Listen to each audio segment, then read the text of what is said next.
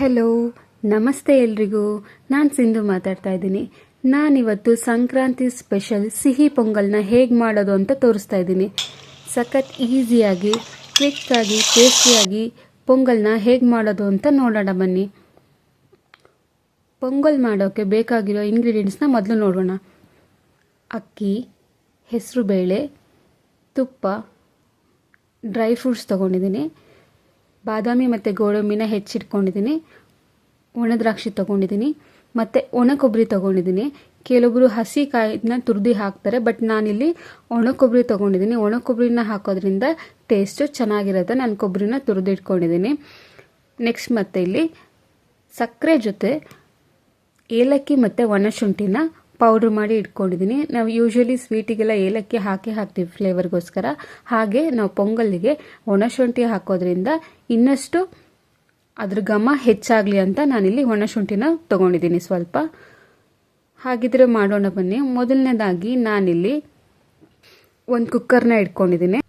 ನಾವು ಯಾವಾಗಲೂ ಪೊಂಗಲ್ ಮಾಡಬೇಕಾದ್ರೆ ಈಕ್ವಲ್ ಪ್ರಪೋರ್ಷನಲ್ಲಿ ಅಕ್ಕಿ ಮತ್ತು ಹೆಸರು ಬೇಳೆನ ತೊಗೋಬೇಕು. ಆಗ್ಲೇ ಪೊಂಗಲ್ ಚೆನ್ನಾಗಾಗುತ್ತೆ.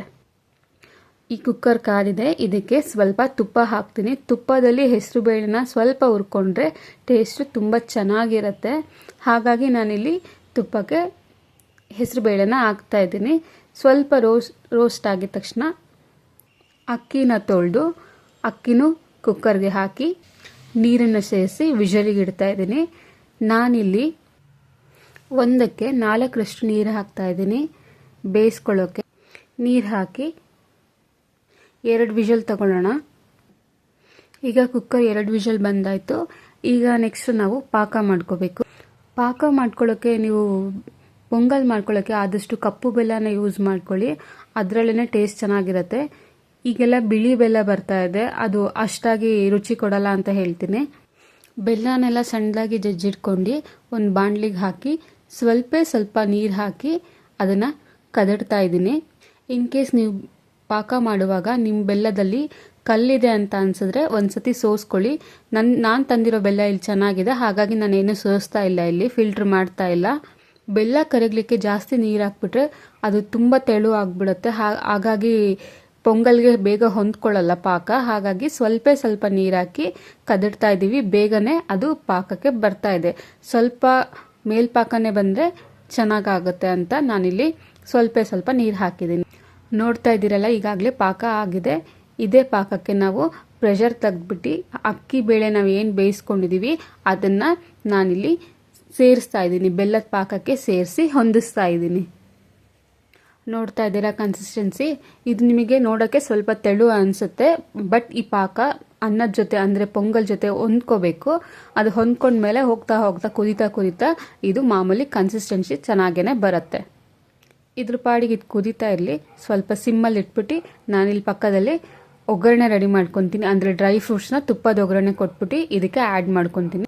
ಒಂದು ಚಿಕ್ಕ ತಳ ಇರೋದು ಬಾಣಲಿ ಇಟ್ಕೋತಾ ಇದ್ದೀನಿ ನಾನಿಲ್ಲಿ, ಒಗ್ಗರಣೆದ ಬಾಣಲಿ ಇದು. ನಾನಿದಕ್ಕೆ ತುಪ್ಪನ ಹಾಕೋತಾ ಇದ್ದೀನಿ. ನಾನು ಯೂಸ್ ಮಾಡ್ತಾ ಇರೋದು ಮನೆ ತುಪ್ಪನೇ, ನಾವು ಮಾಡಿರೋಂಥ ತುಪ್ಪನೇ. ಈ ತುಪ್ಪಕ್ಕೆ ನಾನು ಸಣ್ಣದಾಗಿ ಹೆಚ್ಚಿಟ್ಕೊಂಡಿರೋಂಥ ಬಾದಾಮಿ ಮತ್ತು ಗೋಡಂಬಿನ ಆ್ಯಡ್ ಮಾಡ್ಕೊತಾ ಇದ್ದೀನಿ. ಒಂಚೂರು ಇದು ಗೋಲ್ಡನ್ ಕಲರ್ ಬಂದಿದ ತಕ್ಷಣ ನಾನೀಗ ಇದಕ್ಕೆ ದ್ರಾಕ್ಷಿನ ಆ್ಯಡ್ ಮಾಡ್ಕೊತಾ ಇದ್ದೀನಿ. ಈ ದ್ರಾಕ್ಷಿ ಕೂಡ ಒಂದ್ಸತಿ ಹೀಗೆ ಸ್ವಲ್ಪ ಉಬ್ಬಿದ ತಕ್ಷಣ ನಾನು ಇದಕ್ಕೇನೆ ಕೊಬ್ಬರಿ ಏನಿದೆ ತುರಿದಿಟ್ಕೊಂಡಿದ್ದೀನಲ್ಲ ಆ ಕೊಬ್ಬರಿನ ಆ್ಯಡ್ ಮಾಡ್ಕೊತಾ ಇದ್ದೀನಿ. ಒಂದು 2 ನಿಮಿಷ ಹೀಗೆ ಕೈ ಆಡಿಸಿ ಇದನ್ನು ಬೇಗ ನಾವೇನು ಪೊಂಗಲ್ ಮಾಡ್ತಿದ್ದೀವಲ್ಲ ಅದೇ ಬಾಣಲಿಗೆ ಸೇರಿಸ್ಕೊತಾ ಇದ್ದೀನಿ.